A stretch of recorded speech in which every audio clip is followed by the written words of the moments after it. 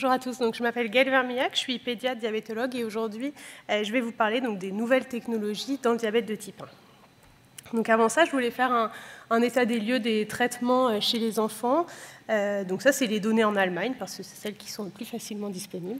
Donc vous avez depuis 1995 à 2022 la façon dont les patients sont traités.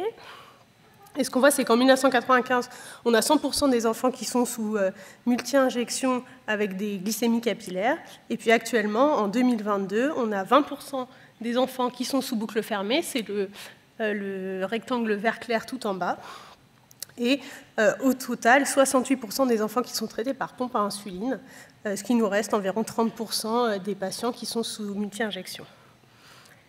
Ce qu'on voit, c'est qu'avec cette évolution des traitements, on a également une amélioration de l'équilibre glycémique, avec une diminution du nombre de patients qui ont une hémoglobine glyquée supérieure à 9%, de façon constante depuis 1995. Et également le nombre d'hypoglycémies sévères qui diminue, pareil, de façon constante. Ce qu'on peut voir, c'est que ça, ce n'est pas limité à l'Allemagne. Ça, c'est des données qui sont issues du registre SWEET, qui regroupe de nombreux pays du monde. Et ce qu'on voit, c'est que vous avez la courbe en verte qui montre le pourcentage de patients traités par boucle fermée. Et c'est à peu près corrélé, puisqu'il y a 15,6% des patients qui sont actuellement traités par boucle fermée. Et donc cet essor des traitements par boucle fermée, c'est associé à une amélioration de l'hémoglobine glyquée. Donc vous voyez en orange, c'est l'hémoglobine glyquée des patients avec la boucle fermée qui était initialement au-dessus de 8% et qui passe la barre des 7% en 2023. Et ça marche, ça c'est vrai, quel que soit le système utilisé. Donc ça, c'est une étude qui avait eu lieu en 2023 qui comparait les différents systèmes disponibles. Et donc, on est CAM-APS, Medtronic ou Control-IQ ou Omnipod, on gagne en moyenne 10% du temps dans la cible. Medtronic partait de patients qui étaient déjà mieux équilibrés, c'est pour ça que c'est un peu plus faible. Mais en moyenne, les patients qui sont traités par boucle fermée, quel que soit le système, arrivent à un temps dans la cible autour de 75%. Donc, il y a eu 2 études récentes qui ont été faites. Une avec CAM-APS, c'est une étude anglaise qui a été faite en 2022. Et donc, ils ont proposé des traitements en boucle fermée aux patients au moment du diagnostic. Et ils ont regardé, par rapport au groupe contrôle, qui avait un traitement en boucle ouverte, l'évolution de l'hémoglobine glyquée. Et ce qu'on voit, c'est que dès 6 mois de traitement, les patients sous boucle fermée ont une hémoglobine glyquée plus faible que les patients du groupe contrôle. Et on voit que cette hémoglobine glyquée plus faible, elle se maintient dans le temps, puisque 2 ans après le diagnostic, ils ont toujours une hémoglobine glyquée plus faible. Et il y a une étude française qui a été menée à Robert Debré en 2024. Là, ils ont équipé des patients, pas au moment du diagnostic, un peu plus tard, du système Control-IQ. Et ils ont suivi l'hémoglobine glyquée. Donc au début, les patients ils avaient 7,7% d'hémoglobine glyquée. Et puis dès le bilan des 9 mois, l'hémoglobine glyquée passait à 7% et se maintenait autour de 7% jusqu'à 3 ans après le début du traitement. Et au bout de 9 mois, ils ont réussi à faire passer 50% des patients de leur groupe en dessous de 7% d'hémoglobine glyquée. Donc la boucle fermée, ça fonctionne rapidement, entre 6 et 9 mois après le diagnostic, et ça persiste sur le long terme, jusqu'à 3 ans en tout cas dans l'étude de Robert Debré. Donc à Robert Debré, comme ils ont suivi leurs patients pendant 3 ans, c'est des enfants qui sont passés par la puberté, et comme vous le savez, la puberté, ça peut être une période où l'équilibre glycémique est plus difficilement atteignable. Et donc ce qu'ils ont montré, c'est qu'en effet, pendant cette puberté, il y a une augmentation des besoins en insuline. Ils ont augmenté de 0,1% leurs besoins, de 0,1 unité kilo-jour, pardon. Et malgré l'augmentation de ces besoins en insuline, l'hémoglobine glyquée est restée identique. Donc la boucle fermée a réussi à augmenter les quantités d'insuline délivrées sans détériorer l'équilibre glycémique. Et on a un effet qui se voit au-delà de la glycémie. Donc ça, c'est des 2 études aussi qui ont été réalisées en France et aux États-Unis sur la qualité de vie des patients, mais aussi des familles d'enfants équipés de boucles fermées. Donc ils ont interrogé les enfants, les adolescents, les adultes et les parents sur la peur des hypoglycémies et leur qualité de sommeil. Et donc la qualité du sommeil, elle était améliorée évidemment chez les patients, mais aussi chez les parents des enfants traités par boucle fermée. Et il y avait moins de peur des hypoglycémies sur toutes ces populations. Et les adultes utilisant une boucle fermée avaient un meilleur vécu du diabète que ceux dans le groupe contrôle.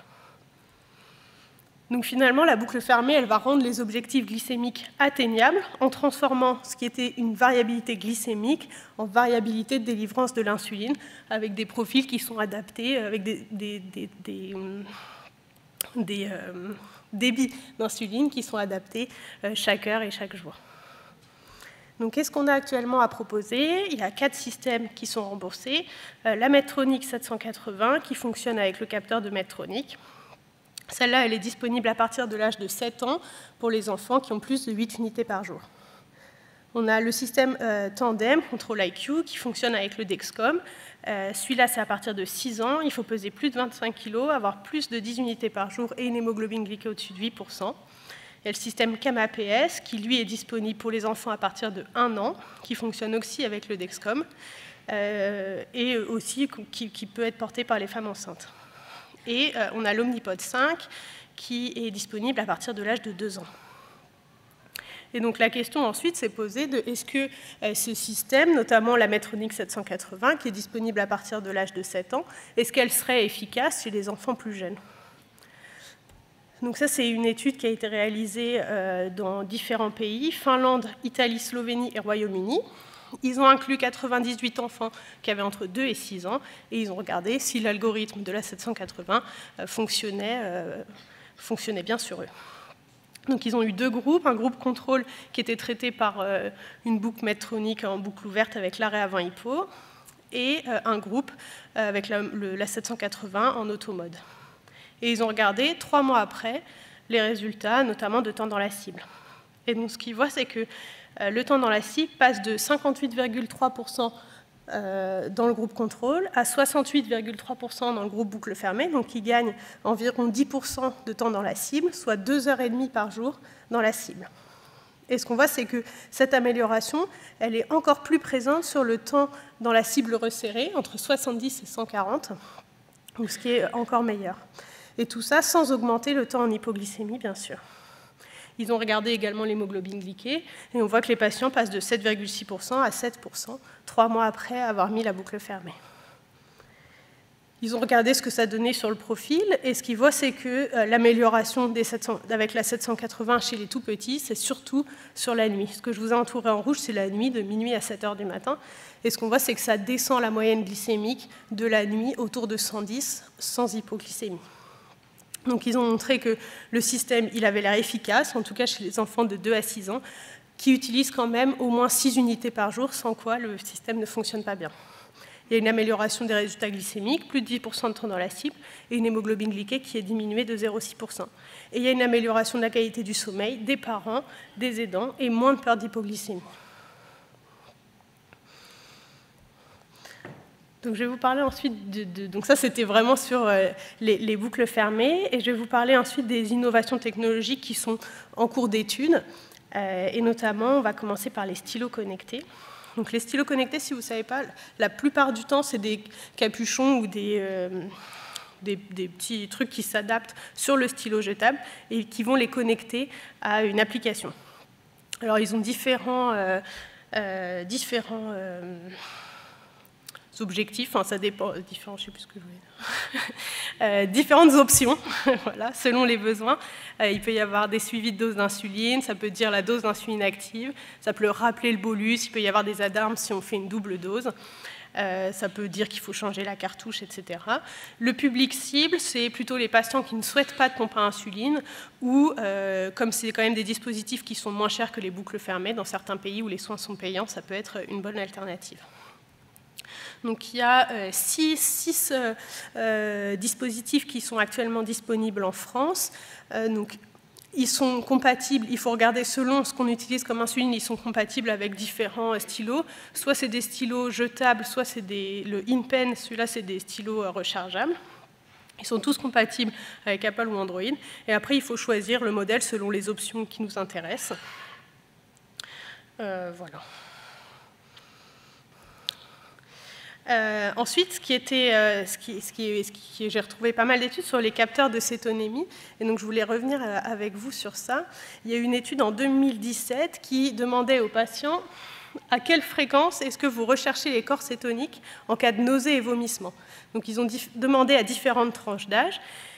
Et donc en pédiatrie, bon, on n'est pas si mal puisqu'on a presque 70% des patients qui recherchent systématiquement ou la plupart du temps les corps cétoniques en cas de nausées et vomissements. Mais quand on passe dans des populations adultes, on n'est plus qu'à 25% maximum. Ils leur ont ensuite demandé à quelle fréquence vous recherchez les corps cétoniques si la glycémie est supérieure à 250. Là encore, en pédiatrie, on fait un peu mieux que chez les adultes. On est autour de 50% à peine de patients qui le font tout le temps ou quasiment tout le temps. Et chez les adultes, là, on est entre 26 et 50 ans, on est à moins de 10% des patients. Donc, juste pour rappel, l'acidocétose, c'est une complication aiguë du diabète qui peut être fatale. Et la prévalence annuelle, hors période de diagnostic, c'est 3 à 10% chez l'adulte et 1 à 10% chez l'enfant.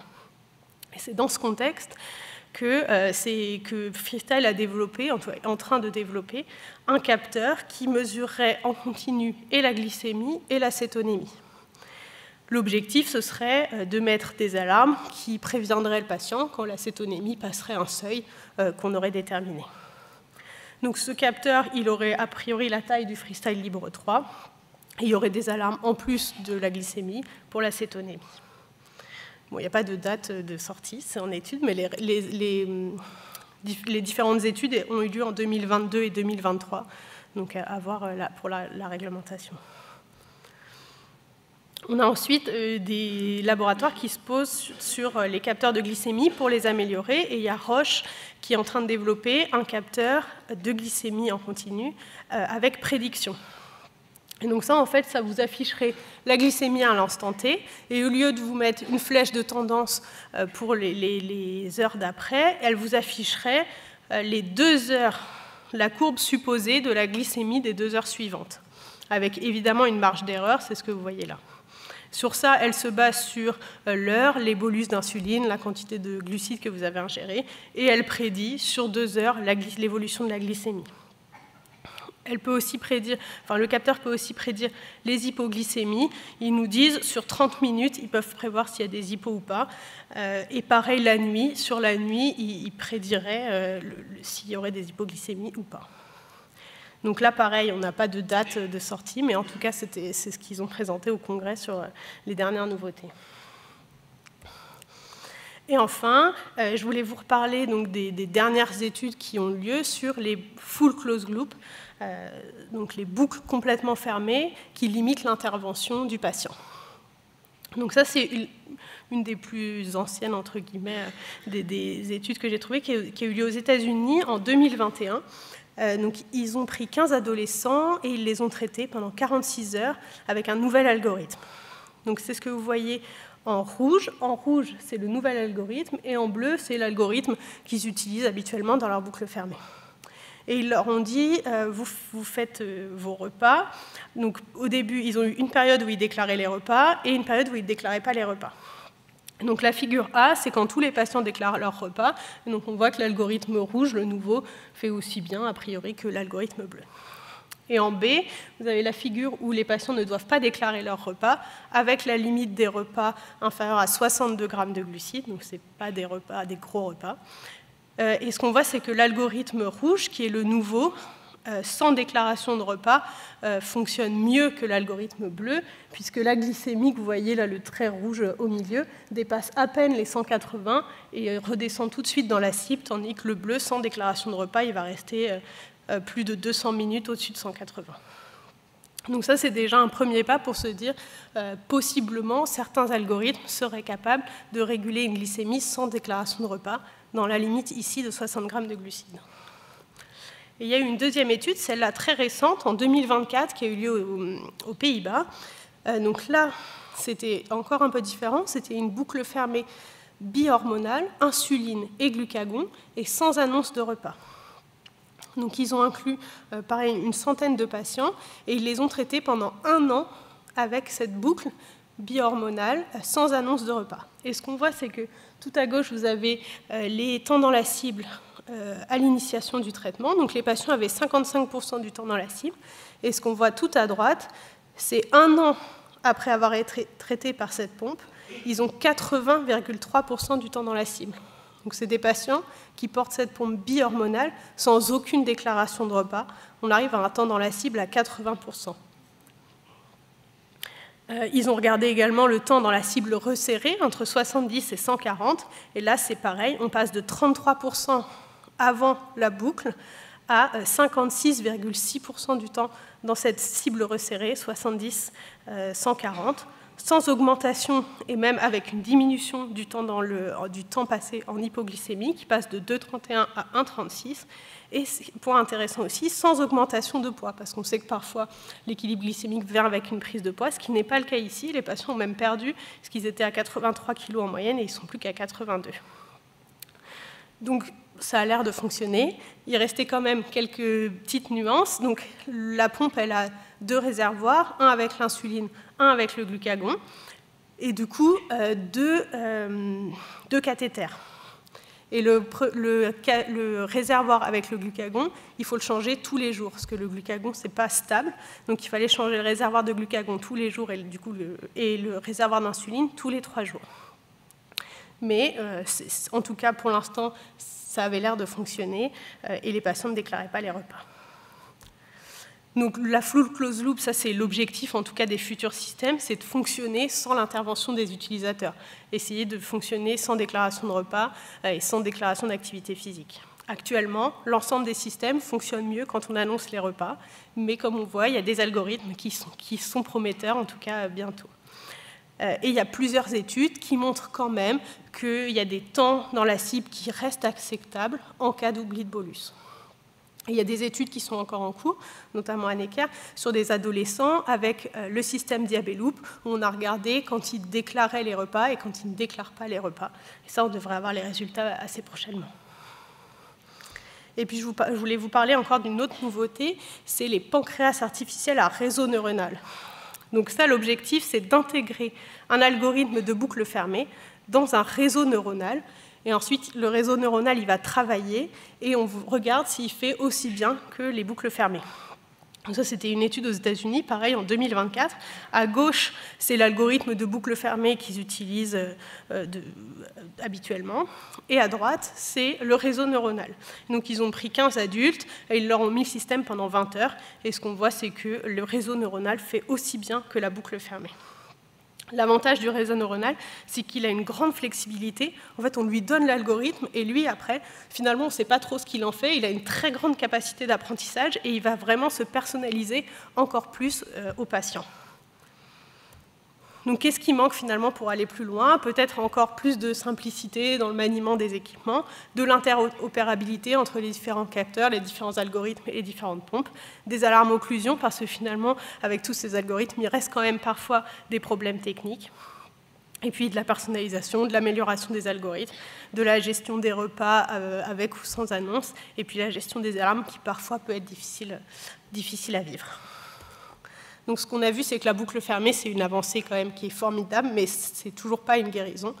Et de toutes les avancées technologiques qu'on suit depuis 1980, l'arrivée de la pompe à insuline, on a parallèlement à ça toute la recherche immunologique qui est en cours sur les greffes d'îlots, les greffes de cellules souches, mais aussi toutes les immunothérapies.